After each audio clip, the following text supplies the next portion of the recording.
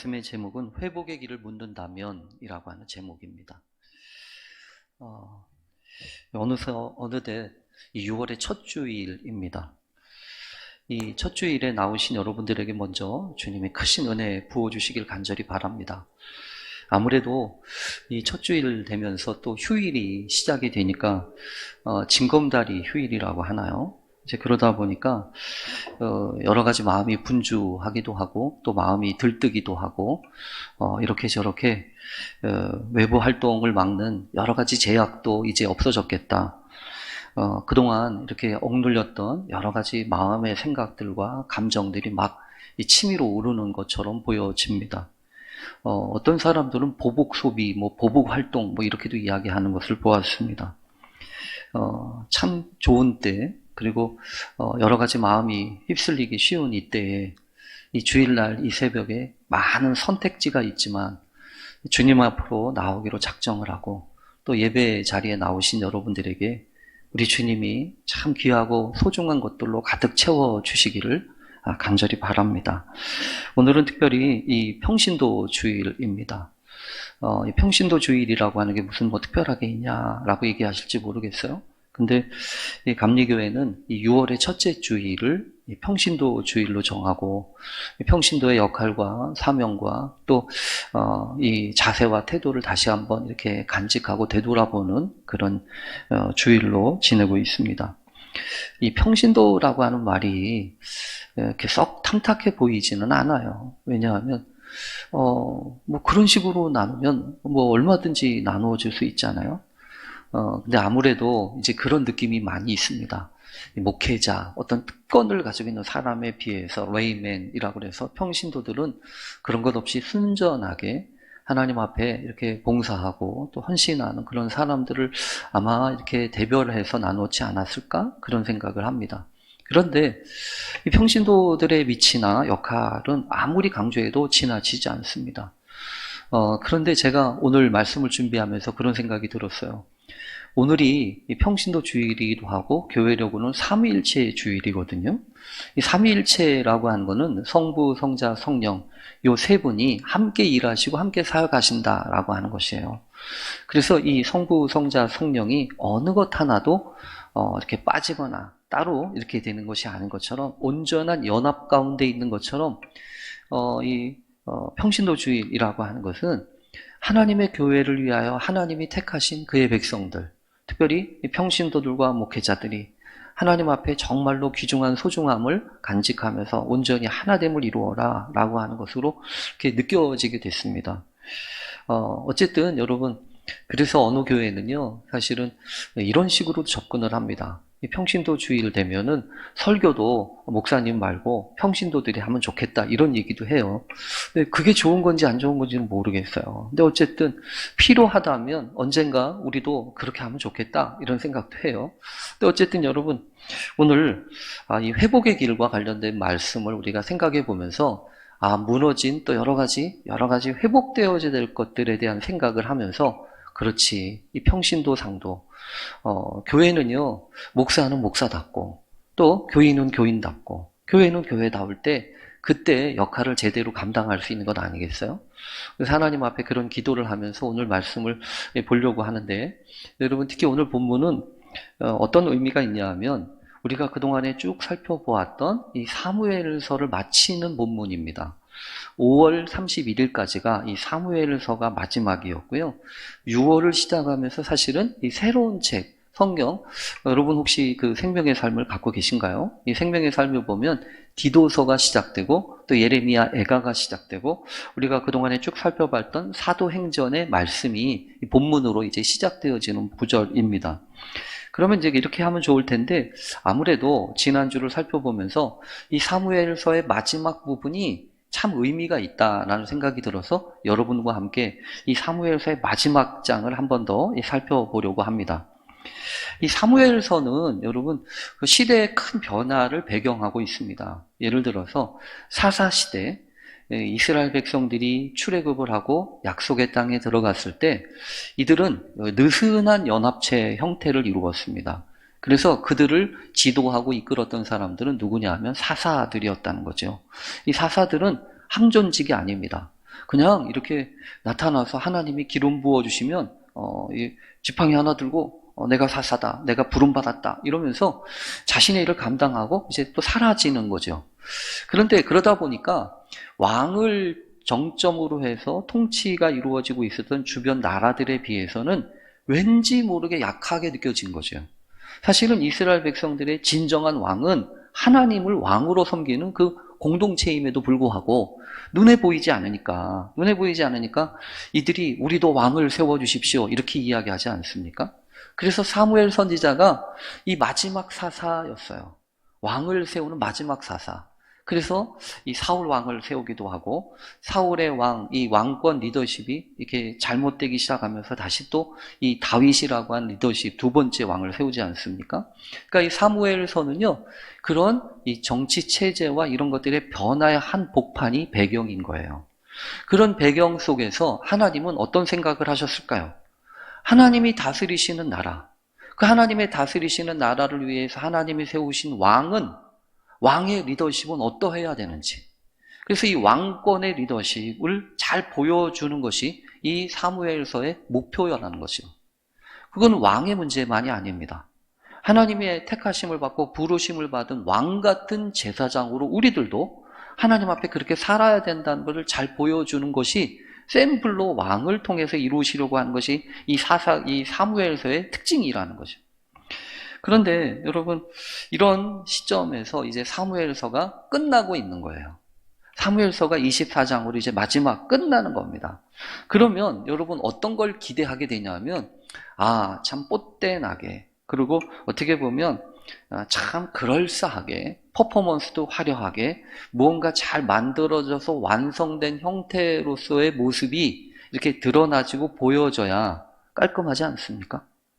그러면 좋겠는데, 근데 여러분 오늘 우리가 보고 있는 이 20장 이후로 시작되는 21장, 22장, 23장, 4장 거기까지는요 다른 게 아니라 어떤 면에서 보면 여전히 하나님의 마음에 합한 리더였지만 그럼에도 불구하고 여전히 뭔가 부족하고 실수하고 범죄하는 그런 사람들, 왕의 모습들이 표현되고 있다는 거죠. 그래서 여러분 오늘 성경을 보면 그 자체가 참 어떤 면에서 보면 메시지가 있어요. 야, 이럴 수 있구나.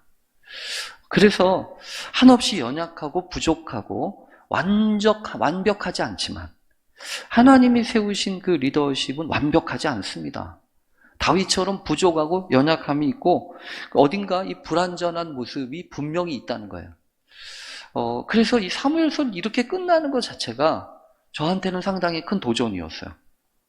완벽하지 않아도 돼.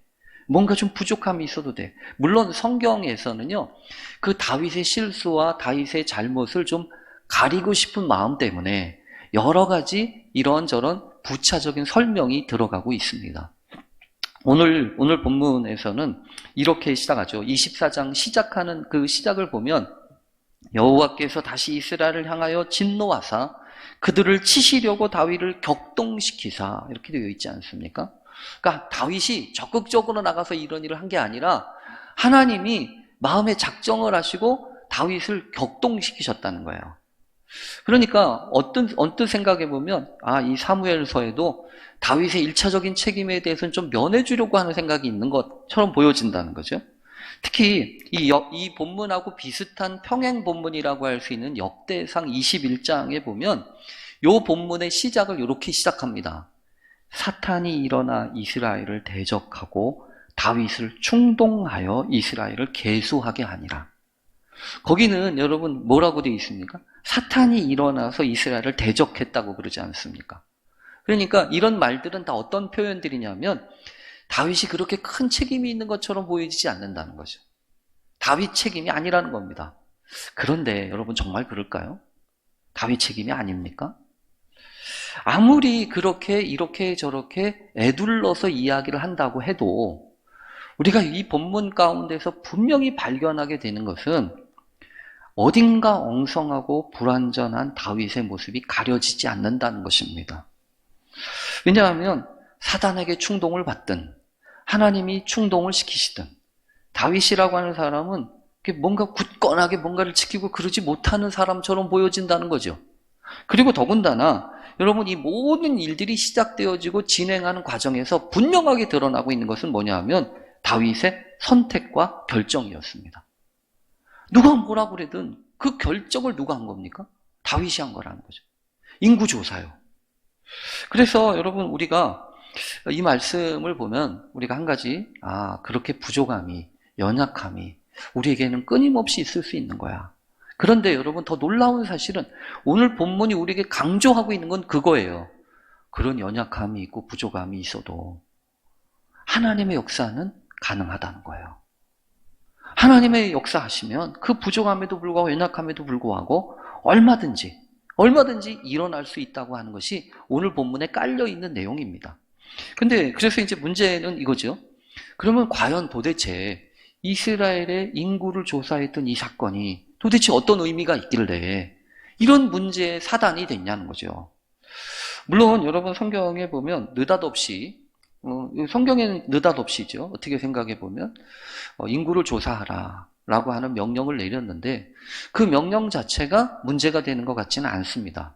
왜냐하면 여러분, 성경에서 그런 기록들이 많이 있거든요. 사실은 인구를 조사한다라고 얘기하는 것은 통치 행위를 위한 가장 기본적인 자료의 조사일 수 있습니다.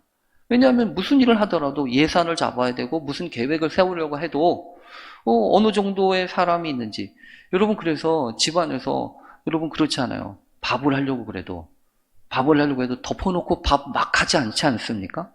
오늘은 밥을 누가 먹을 것인가, 몇 명쯤 먹을 것인가, 이거 생각을 해서 거기에 맞춰서 밥을 하잖아요. 밥도 그렇게 하는데 한 나라를 통치하는 왕으로서는요, 더더욱이나 얼마나 계획을 세워야 되겠습니까? 그러면 기본적인 그 인구조사는 기본적인 자세, 기본적인 자료라는 거예요. 실제로 있잖아요. 실제로 그래서 성경에 보면 하나님이 인구조사를 시킨 적이 있습니다. 그것도 언제냐면 민수기가 바로, 여러분, 성경에 있는 민수기, 사람의, 백성의 사람 숫자를 센 그 기록이 바로 민수기 아니에요? 민수기에는 그렇게 사람 숫자를 센 기록이 2번 있습니다. 민수기 1장에서 보면 이스라엘 백성들이 출애굽을 하고 난 다음에 약 2년쯤 지나고 났을 경우, 약 1, 2년이 지나고 난 다음에 사람 숫자를 셉니다. 도대체 우리가 얼만큼 나온 거야? 도대체 우리가 얼만큼 이 백성들이 애굽 땅에서 나온 건지 숫자를 셉니다. 지파별로 사람 숫자를 세서 그게 기록되어 있는 게 민수기 1장이에요. 그러면 거기가 끝일까요? 아니, 한 번 더 셉니다. 민수기 26장에서 보면 한 번 더 세요.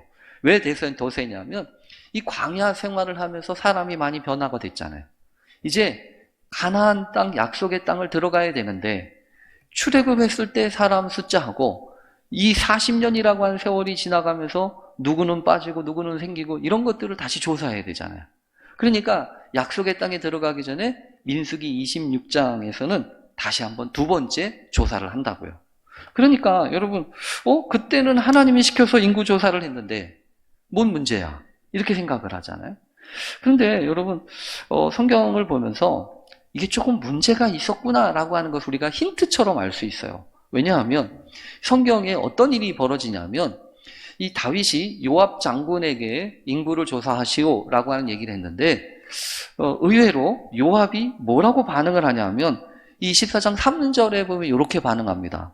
아니, 왕이시여, 이 백성이 얼마든지 왕의 하나님 여호와께서 100배나 더하게 하시기를 원합니다.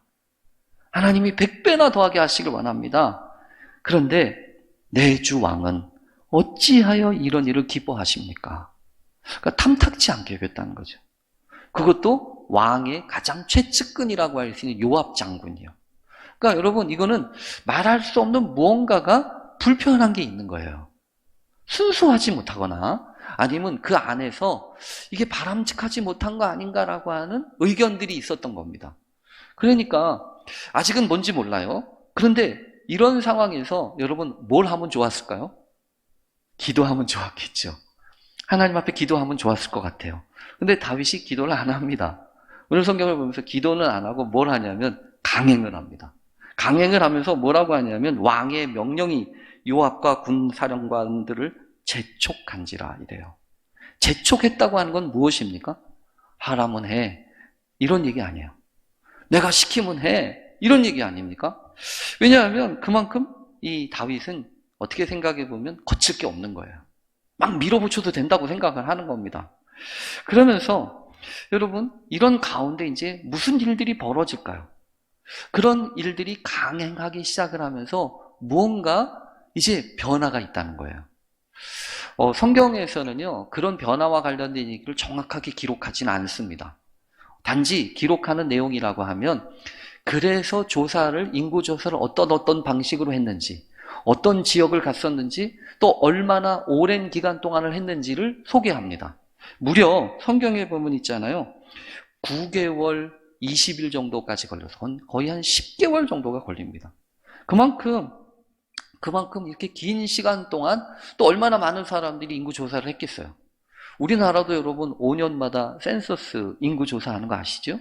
종교인들 분포라든지 또 여러 가지 상황들을 분포하고 정책적인 입안을 수립하기 위해서 이런 것들을 조사하지 않습니까? 근데 이제 이렇게 조사를 했어요. 근데 조사를 하고 난 다음이 사실은 문제입니다. 그 다윗이 조사를 해서 보고를 받는데 얼마만큼입니다. 그런데 여러분 뚱딴지 같이 10절에 보면 이렇게 변화가 있어요. 뭐라고 있냐면 다윗이 백성을 조사한 후에 그의 마음에 자책하고 이러잖아요. 이 조사하는 가운데서 불편함이 있었고 그 불편함을 다윗 자신이 스스로 느꼈다는 겁니다. 아, 내가 잘못했구나. 내가 실수했네. 내가 하지 말아야 될 일을 했구나. 라고 하는 것을 알게 되었다는 겁니다. 여러분, 여기에는 어떤 의미가 있을까요? 어떤 면에서 보면 여러분 다윗이라는 사람이 그렇게 느꼈는지 모르겠어요.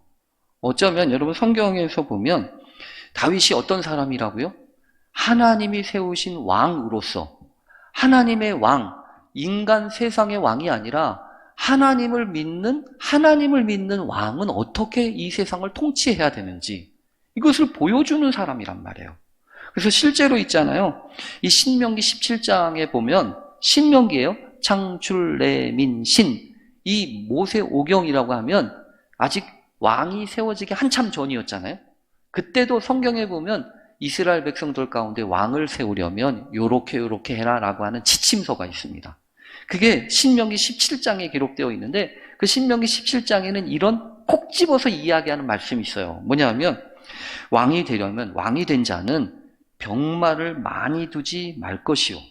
병마를 많이 두지 말라는 겁니다. 이 병마를 얻으려고 그 백성을 애굽으로 돌아가게 하지 말라는 거예요. 여러분 왜 그런 겁니까? 병마는 무엇인데요? 이 군인들 아니에요? 이 군인들이라고 하는 건 자신의 통치의 기반입니다. 그래서 여러분 최측근 아주 최고의 정예 병사들을 근위대라고 이렇게 편성을 해서 왕이 데리고 있잖아요. 그런데 하지 말라는 거예요.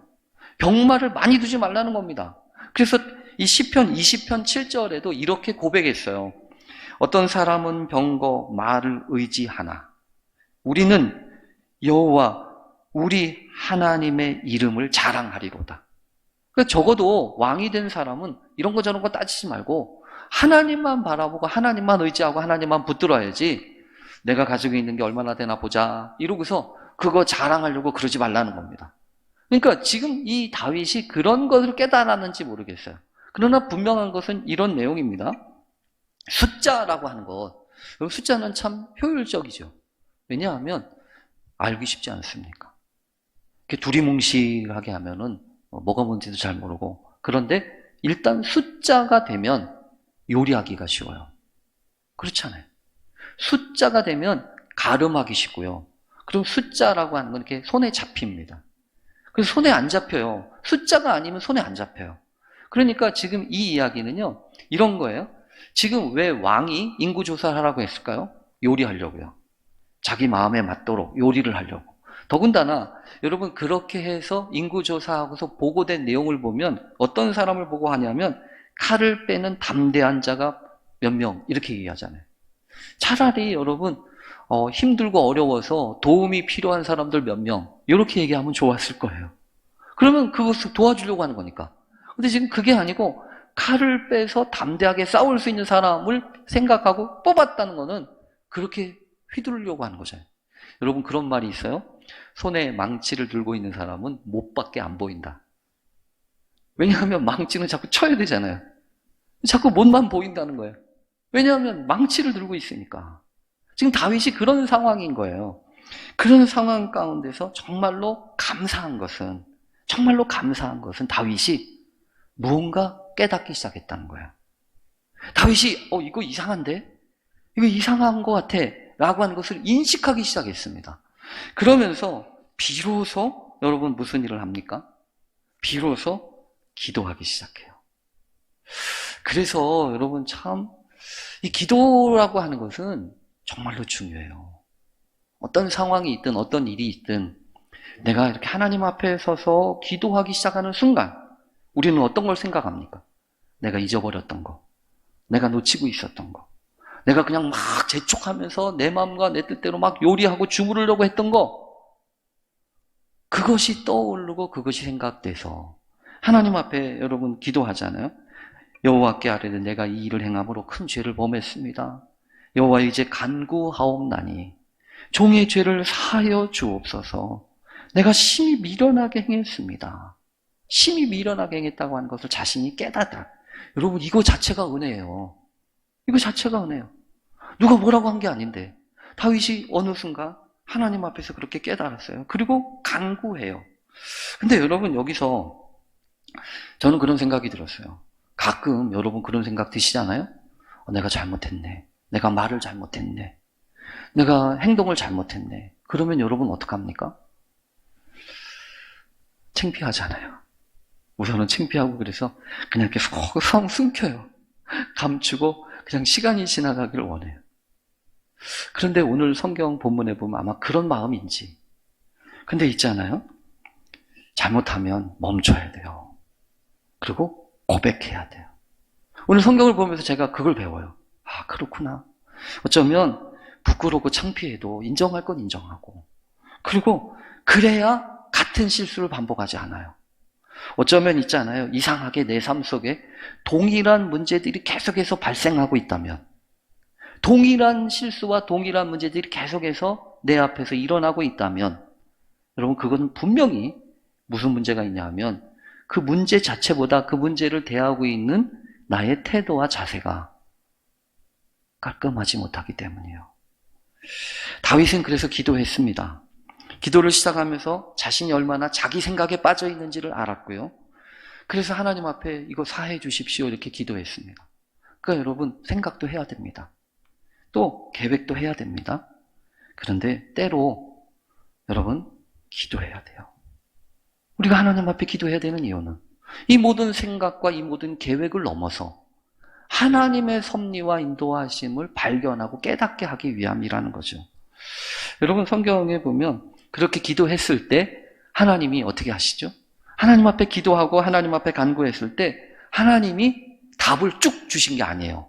여러분 보통 때 같으면 답을 주세요. 그런데 이번에는 이상해요. 왜냐하면 하나님이 답을 주신 게 아니라 뭐라고 하냐면 선지자 갓을 통해서 뭐라고 얘기하냐면 내가 너한테 세 가지를 알려줄게. 그 세 가지 중에 한 가지를 택해라. 이렇게 얘기하지 않습니까?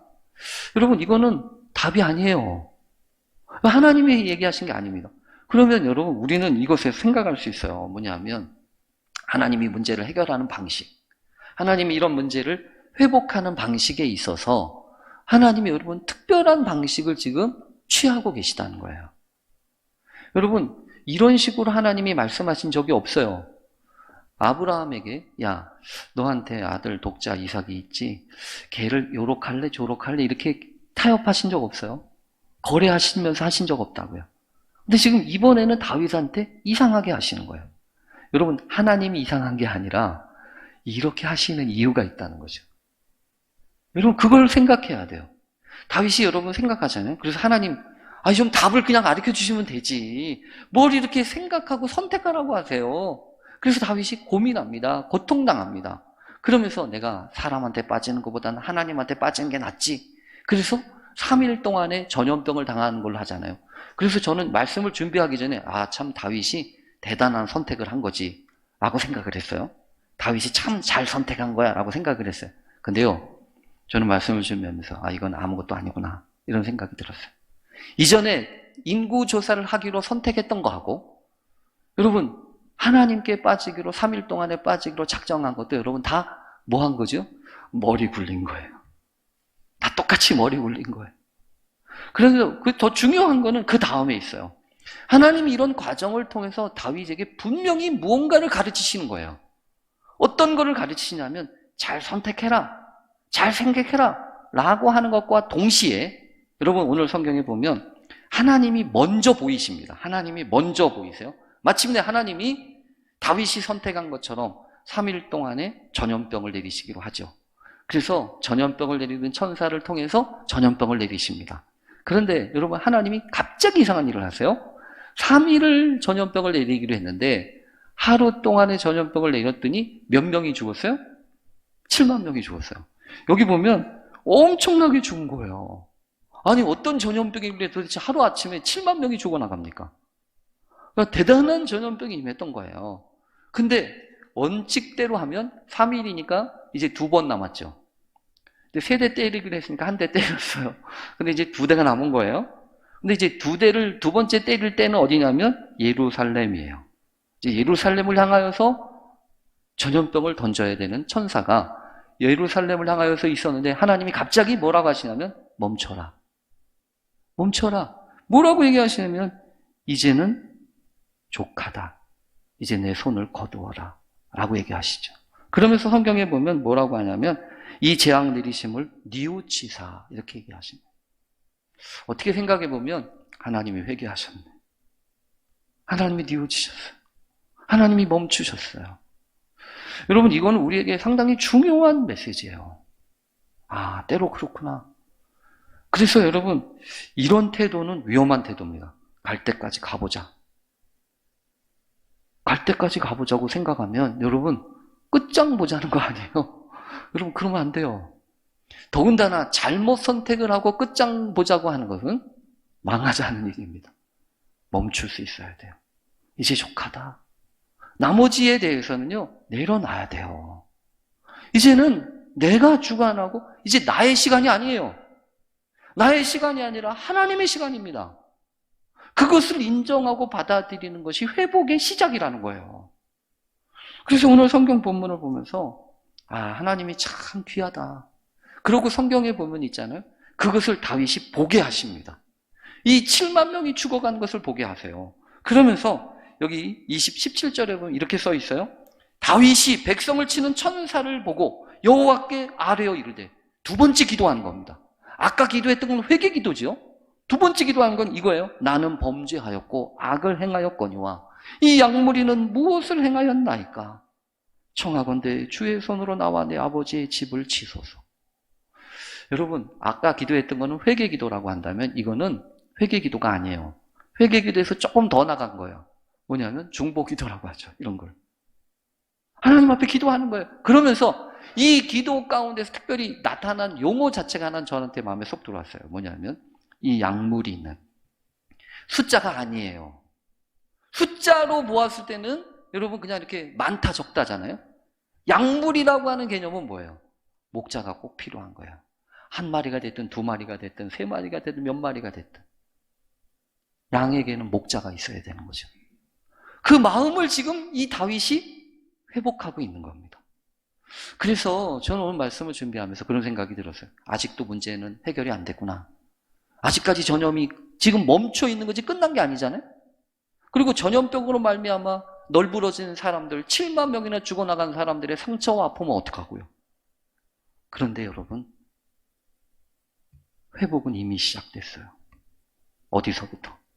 다윗의 마음으로부터, 다윗의 그 심령으로부터. 사람들이 더 이상 숫자로 보이지 않는 거예요.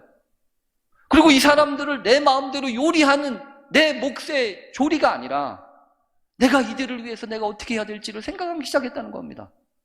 그래서 차라리 하나님, 이 사람들이 무슨 잘못을 했습니까? 잘못했다면 내가 잘못했지. 나하고 내 아버지의 집을 차라리 치시고 이 백성들은 살려주십시오. 이렇게 기도하기 시작하잖아요. 여러분 그랬을 때 하나님이 또 가르쳐 주세요. 여러분 오늘 본문이 너무 귀해요. 왜 그러냐면 하나님이 조금씩 가르쳐 주시는 거잖아요. 아까 회개 기도했을 때 세 가지 중에 하나 택하라 이러잖아요. 이제 또 하나님 앞에 중보 기도해요. 차라리 나를 치세요. 하나님 앞에 기도했을 때 너 이제 아라우나의 타작마당에서 번제를 드려라 이러잖아요. 그러니까 여러분 처음부터 예배가 아니에요. 덮어놓고 예배가 아니라고요. 여러분 예배에 대해서 강조하자는 얘기가 아닙니다. 그걸 함부로 얘기하는 게 아니에요. 여러분 사실은요, 다윗이 예배와 관련돼서는 얼마나 많은 경험이 있겠습니까? 하나님 앞에 드렸던 수많은 예배들과 수많은 번제들을 통하여서 하나님 앞에 고백했던 수많은 시편들이 있지 않습니까? 근데 이제서야 비로소, 여기서 비로소 번제의 의미를 다시 생각하고 있어요. 그렇구나. 그러면서 뚜벅뚜벅 아라우나의 타작마당으로 가서 예배를 드리려고 작정을 해요. 그때 여러분 무슨 일이 일어나죠? 아라우나가 어쩐 일로 여기까지 오셨습니까? 물으면서 자초지종의 얘기를 들으니까 뭐라고 하죠? 아, 그러면 왕이시여, 내가 가지고 있는 거 다 드릴 테니까 번제를 위해서는 소가 있고 또 나무 땔감을 위해서는 여기 도구가 있고, 그러니 이거 다 사용하셔서 예배를 드리십시오. 여러분 그 소리를 들었을 때 다윗이 얼마나 놀랬을까요? 아니 벌써 하나님이 준비하셨네? 이러잖아요. 근데 그때 여러분 감사합니다 하고서 한 게 아니었어요. 오히려 다윗은요 명확하게 생각합니다. 아, 여기서 내가 이거 그냥 받으면 안 되지. 그래서 뭐라고 하냐면 아니다, 그렇지 아니하다. 내가 값을 주고 내게서 살 거야. 여러분 적어도 자기 기분과 자기 생각이 아니고 그것을 내놓는 아라우나를 지금 배려하고 생각하고 있잖아요. 그러면서 값을 치르고 번제를 드려요. 저는요 이런 예배가 얼마나 소중한지, 그렇게 드렸던 다윗의 예배가 얼마나 소중했을까요? 도대체 여러분, 그래서 오늘 말씀을 준비하는데 저는 곰곰이 생각해 보게 됐어요. 코로나가 끝났대요. 엔데믹 지난달 5월 11일 날 정부에서 선언까지 했죠. 이제 6월부터면 다 이제 걸리는 게 아무것도 없을 정도로. 그래서 아까도 얘기한 것처럼 이제 안 했던 모든 거 다 하려고 그럽니다. 비행기가 미어 터지고요. 전국 방방 곳곳이 사람들로 끄떡끄떡 차 있답니다. 회복이 됐을까요? 어떻게 해야 회복이 될까요?